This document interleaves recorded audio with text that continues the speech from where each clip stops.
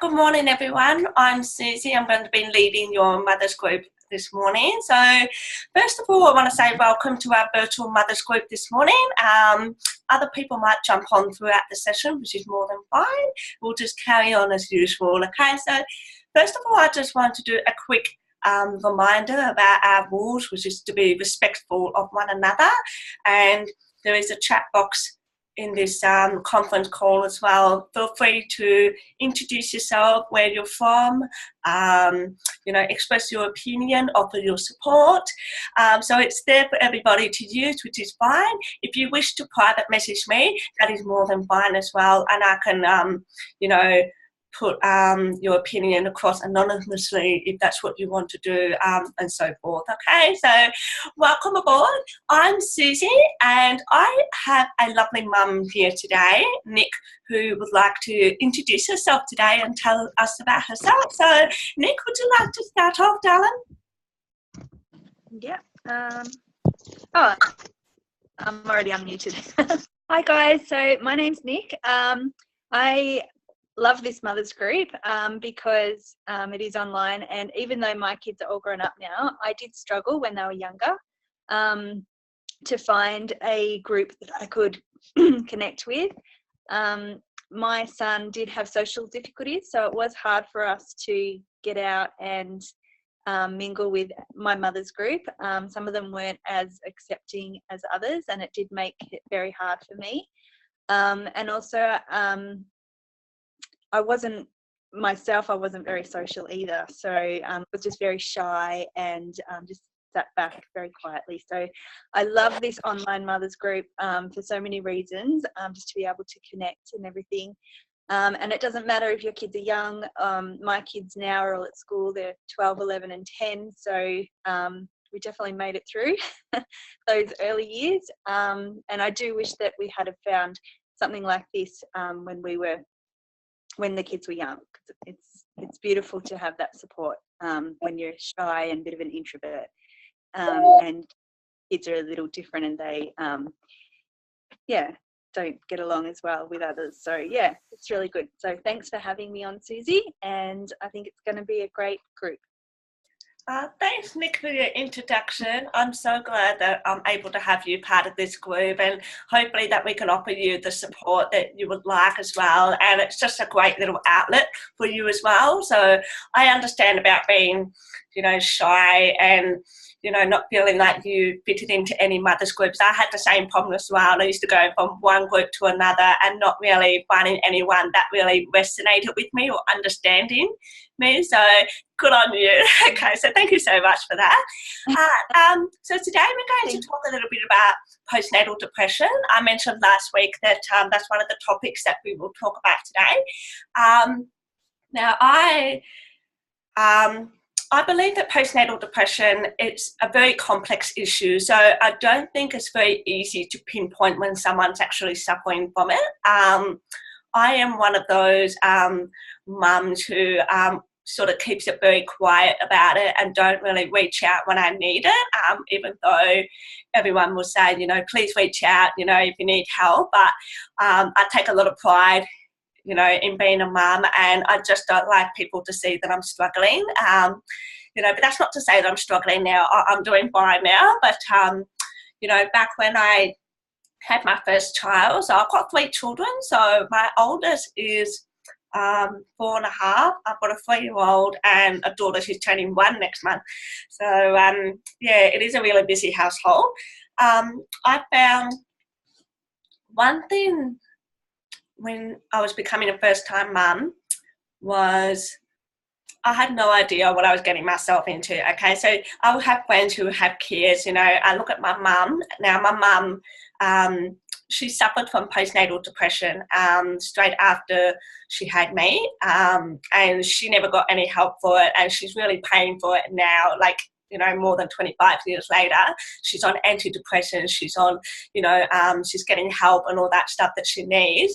And it's really interesting that sometimes when you leave things, untouched, that it can really build up and really affect you later in life. And, so that's something that I sort of want to, fix and tackle, to help other mums out there, to stop them from reaching that stage, 20, 25, 30 years later and not struggling and not feeling worthy, because you are absolutely all worthy. You are all amazing, and we are doing such an amazing job as a mum anyway. So, so when I had my son, and he was born, I was petrified to take him out of the house. Okay, so I was told, in those first 6 weeks of a baby's life that they have no immunity whatsoever, and you need to be really careful about people touching your baby and stuff, the whooping cough, all this stuff, and it makes me so paranoid. So what did I do? I stayed home for the first 6 months. It wasn't 6 weeks, it was 6 months. And I used to just stay on the couch with him all the time. People say, come and meet up for a coffee, get out of the house, take him for a walk. Why? So he can catch a cold? But why would I do that? So, and I found that, because I isolated myself by staying home for 6 months with my son, I didn't make any friends, and I felt really down on myself. I had poor eating because all I was doing was breastfeeding him. I was trying to breastfeed him, and all my children are greedy Gus, so they just drained me. Okay, like I could not produce enough milk, to keep up with their supply. And trust me, I tried everything. I tried, these Fenugreek tablets. I tried these lactation cookies.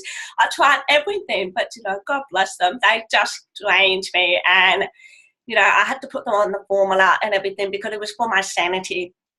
And, I felt really guilty because I thought, well, what am I doing wrong? As a mum, you only want what's best for your child. And you've got your maternal health nurse in your ear. You've got the hospital midwives. You've got, other mums in your ear as well, all saying, breast milk is the best food for your baby. But if you can't supply, what are you left with? It doesn't mean that you're doing a bad job. And I learned that with my second child. And I just said to the midwife, and I said, you know what, I didn't do so well with breastfeeding with my first, but I will try. I've said that with every single child I've had. I said, I'll try, and every time I'll do things differently. So I might, sort of make a batch of lactation cookies, to keep in the freezer. So I had a unlimited supply. I would make sure I have my rocking chair, night table, a little container of cookies and milk and everything to just try and build up that supply. But for me, nothing worked. By the time I got to my third child, I was just kind of like, you know what, I don't even have time to just sit down and breastfeed a newborn baby with 2 toddlers running around the house, because as soon as they were quiet, I knew they were up to mischief. So and sometimes you've got to do things that is going to make it easy for you. It doesn't mean that you're a bad mum at all. And, if you don't feel ready to go out of the house, that is more than okay. Just invite them over to your house. That's one thing I learned. I wasn't comfortable to go out. By the time I got to number 3, I was definitely not comfortable to go out of the house, with 2 toddlers and a newborn baby, because I thought, oh my God, I'm going to get myself into strife. No one's going to help me, and even now I still get nervous, and I have a babysitter on call, for those Fridays where I go to the zoo or the aquarium. I'm like, it's my peace of mind knowing I've got another adult to help control my children, so I don't feel like it's getting out of control. I don't get that anxiety. So one thing that I didn't do was, get professional help. I did call the helpline and get a list of numbers, when you leave the hospital with the helpline. And I did call, but I didn't think that they understood me. It was almost like that when you talk to people, it was textbook. If you talk to your maternal health nurse, it was almost like if you didn't have a good relationship with her or him, it was almost like they were degrading you a little, like they would make you feel crap. It was like, why? There is no such thing as a perfect mum. You need to remember that I have learned now that there is no such thing as a perfect mum. And I know that we all strive to be that perfect mum. But do you know what? Your kid sees you as the perfect mum. Whether you think it or not, your kids actually think that you are the perfect mum to them. You are everything to them. You know, what happens when they get sick? Who do they want? Who do they call on? You. You know, what happens when, you know, they get into an accident at school, or, you know, they're in the sick bay, they're at a sleepover and they want to come home? Who do they ask for? You. Okay, so just remember that you are perfect to them, and that's all that matters, you know. And, you know, I think that a lot of us forget about how easy it is to, you know, put ourselves down and to be hard on ourselves, you know, but we don't need to be, because, you know, when we have our babies, we are not given a manual. I remember the doctors and the midwives laughing at me when I had my first son. I said, so where's the book? Where's the instructions to tell me how to raise my child? Where are the, you know, do's and don'ts, you know? And, you know, you've got common sense, but at the same time, you're petrified. And they said, oh, you're ready to go home. No, I don't want to go home, you know, because I knew as soon as I was going to go home, I was going to be alone. My partner took 2 weeks off work, but what did he want? He just wanted to stay home and watch TV, because the baby doesn't want dad for those 2 weeks. So I used to just tell him, you're useless, go back to work. You know, the baby doesn't want you, it just wants me all the time, you know, and I want the house clean. Will he do it? Yeah, if I ask him, if I nagged him. So trust me, you are not alone. And it's really hard for dads to understand, you know, what we go through with sleep, you know, sleep deprivation, whatever you call that, sorry. You know, we are so sleep deprived when it comes to cluster feeding in the night. You might have a baby that's got the nights and days mixed up, which is what my first son had. And I used to just, you know, drive myself mad. I used to sit in the kitchen, that when he did go to sleep in the bouncer, people would say, oh, you're not supposed to sleep in the bouncer, move him to the cot. No, because he was asleep. That was all that mattered. I used to sit there and rock in the kitchen like, oh my God, he's asleep and stuff. And people will say, you know, sleep when the baby sleeps. Well, it's a little hard when you get to the second and third child. It's like, no, there is no such thing as sleep. It gets worse. And people say, it will get better. Yeah, but you have different challenges. You've got different things that come up along the way, you know, like Nick, who's got older children. She doesn't have babies, but you've got those different challenges, don't you? So it's never ending. Our job as a mum never ends, you know, whether we like it or not. So, yeah, so when I talk about postnatal depression, and I said that it was complex, because some people might have it really bad and it might be really obvious, you know, and you can really, really tell that they're struggling, where other people like myself will sort of put on a bit of a disguise and keep it all inside. And, you know, on the outside, everyone can say, you know, oh, she's doing fantastic, everything's under control. But really deep inside, you're just screaming, you know, you're just trying to claw yourself out and just saying, you know, just shoot me now, really, like, because you're so tired. You know, you're not eating well. Your baby, your children just need you 24/7, and you've gone from being someone who, you know, nobody really relied on, to now having children that completely rely on you, and you need to do everything for them. And I think it's a very hard adjustment. I think we all underestimate how hard it's going to be when we do have children, whether they were planned or not. Yeah, I think it's really hard. I actually wanted 6 children, believe it or not. And by the time I got to number 1, I said, yeah, maybe 5. Got to number 2. I was like, 4's enough. Got to number 3, I'm like, I'm done. Okay, because every time I got a child, it was like I pushed myself that further, you know, and, you know, but it's so rewarding because, you know, you wouldn't change anything for the world for your kids, and, you know, you love them to bits, you know. And for me, I don't care if, you know, my health is bad or I can't eat right or anything like that, because as long as my kids were happy and as long as they were eating right, they were nourished, loved and everything, that's all that mattered to me. So it's interesting because I think, you know, in my experience, the dads that I know, they couldn't really care about that. Like, they kind of get a little bit self-absorbed, but that's my experience. Okay, so I find that, I'll give you an example. So yesterday I went out for lunch with some kinder mums. First time we got together, and we had a conversation about our partners. And one of them was saying, I will come home and, I need to tidy up the house. And we were all talking about how we clean up the house, we pick up after the kids all the time.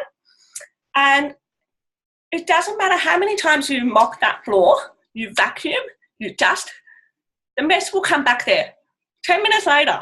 And it's so frustrating because I like things being clean. But it's a constant cycle. It's almost like we're in a rut every single day because we're doing the same thing every single day. And some of our partners will come home at the end of the day and say, so what have you done all day? Because the house will be a bomb site. The dishwasher hasn't been packed, and maybe sometimes dinner is not on the table ready for their majesty. I find, excuse me, I have vacuumed probably 3 times. I've done the dishwasher. There's just more dishes because I did more cooking. The washing, well, that could wait. There's nothing wrong with you doing your own clothes and stuff. So one day I said to the girls, I said, I'm going to not do anything for one day. So I did. I didn't do anything for one day. Then he came home and he looked at the place and it was literally the worst we had ever seen. And he said, what the hell happened? I said, well, that's what happens when I don't do anything. And he's like, but what did you do? I said, I caught up on all my TV shows. I just sat on the couch. I let the kids run amok. They helped themselves to the pantry. The kitchen was filthy, and he's like, oh. And I said, exactly. That is the last time you ever criticised me that I don't do anything at home. So I think that, we don't get appreciated enough and we don't get, told that we do a good job. It's not like anyone thanked us, for putting a meal on the table or, doing the housework or doing any of that stuff. It's like, it's our role, and men kind of expects us to do that. I've had this conversation with my partner, and he said, the one thing that annoys me the most, it only happens when we argue, but it annoys me the most, he goes, it's your job. It's your job to keep the house clean. It's your job to raise the kids. It's your job to do this and this. And it's like, excuse me, who said this was my job? Do I get paid for this? No. I do it because I want to. I do it because I enjoy it. Don't tell me that's my job. So, and I think a lot of mums, secretly, they've had that experience with their partner as well. And just do not let yourself down, okay? Don't let your partner, don't let other people around you put you down or tell you otherwise. You are doing absolutely amazing, okay? We do a lot of hard work when it comes to our kids. And, like I said, there's no such thing as perfect mum.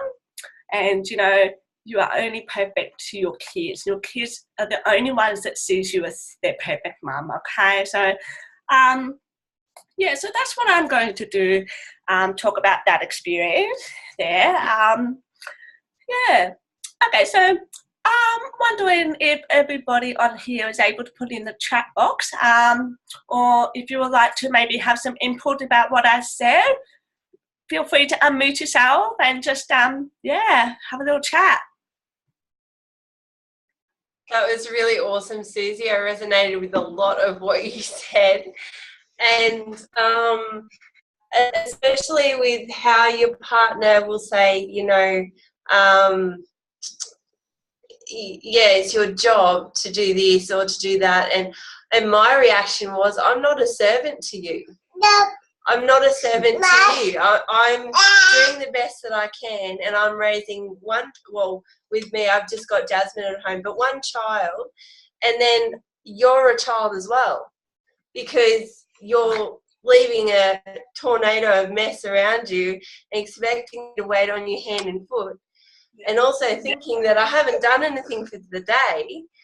But I think his realisation was when he went and looked after Jasmine while I went to Queensland for that trip.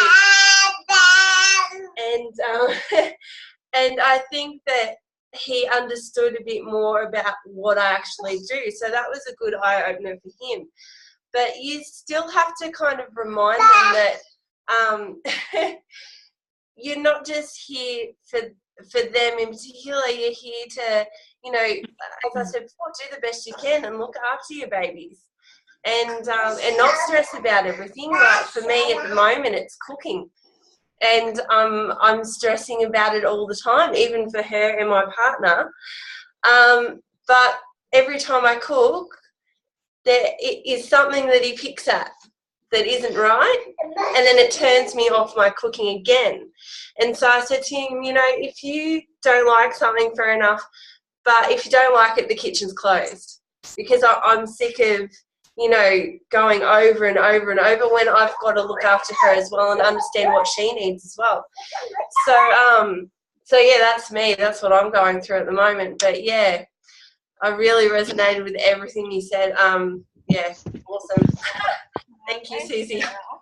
The one thing that you said about you know, your partner's like another child, that is absolutely true. I always say that to people. They say, how many children you have? I say, I have 4. Oh my God, no, but that includes my partner. Because, you know, as soon as he moved out of home, it was like I took over the role of his mother. So I always say to him, you know, I am not your mother. You are perfectly capable of cooking your own meal, cleaning up after yourself and stuff, but it's so true. They are another child, really. So, yeah, no, thanks, Sarah. Good. Okay. Okay, so I'm going to end up this session soon. I think we'll probably have another 10 minutes left. So one of the things I've been doing at the moment is a gratitude practice. So I would like all of you to take a pen and paper today or sometime this week, and I would love you to share with us next week at our session. I would like you to write down 5 things that you are grateful for. They could be absolutely anything to do with your life. You know, it doesn't have to be specifically on your motherhood. And, you know, if you're comfortable to, you know, bring that to our next session and we can just have a little, you know, discussion about that as well. It's really important to remember that, you know, we are absolutely amazing and that, you know, we are doing the best that we can, you know, without a manual, you know, and we can only learn from other people's experiences, you know, and take their advice or not take their advice, but we all have our own unique way of parenting and there is no right or wrong, okay? And, you know, we're all different here. So it's really, really important to remember that. So, yeah, I think we might finish up this session unless anyone else would like to have a chat. Feel free to use I just wanted to say, Susie, hi guys again, that it can be really hard as well when you do, you know, with the postnatal depression. It might not be that bad, but you can get really depressed when you have kids and you leave your work and you do just become that stay-at-home mum and you can lose a lot of confidence in yourself, and especially if you are home for a few years, yeah, you sort of lose your place and you know, talking to kids all the time and not having that adult interaction, you can really lose your confidence, and that can be quite depressing as well. So I just wanted to add that that's very normal. Yeah, definitely. I find that even when I talk to my friends as well, that I feel like I'm talking to a kid because I'm so used to having that interaction with my kids. It's like your language changes as well, that you don't have that adult vocabulary or, you know, anything like massive. You don't know what to talk about in the adult world anymore because everything is about the kids because that's all you are doing every day. So I completely understand, darling. There was something I was going to say, but it's completely slipped my mind, so that's all right. Yeah, so, all right, well, thank you so much, ladies, for sharing and, you know, talking about your experiences. I really appreciate it. So once again, next week we're going to talk about our, you know, what are we grateful for? And I think I would like to actually leave it open to you guys and other mums if they wish to join us as well, what topics you would like to cover next week. Okay, so I don't want to have to pick the topics every week. So, you know, I want to be able to hear your input as well. So in the chat box, I have left my email address and Facebook page if you would like to contact me through there. And, you know, feel free to put your hand up if you would like to share your experience, introduce yourself like Nick has today. Yeah, so thank you so much for your time today. It's lovely to meet you all, and, you know, we can all be here to support one another. So I hope you have a great day. If you are in Melbourne, please stay warm. And, yeah, all right. So thank you so much, ladies. Bye-bye. Thank you. Bye. Bye. Bye.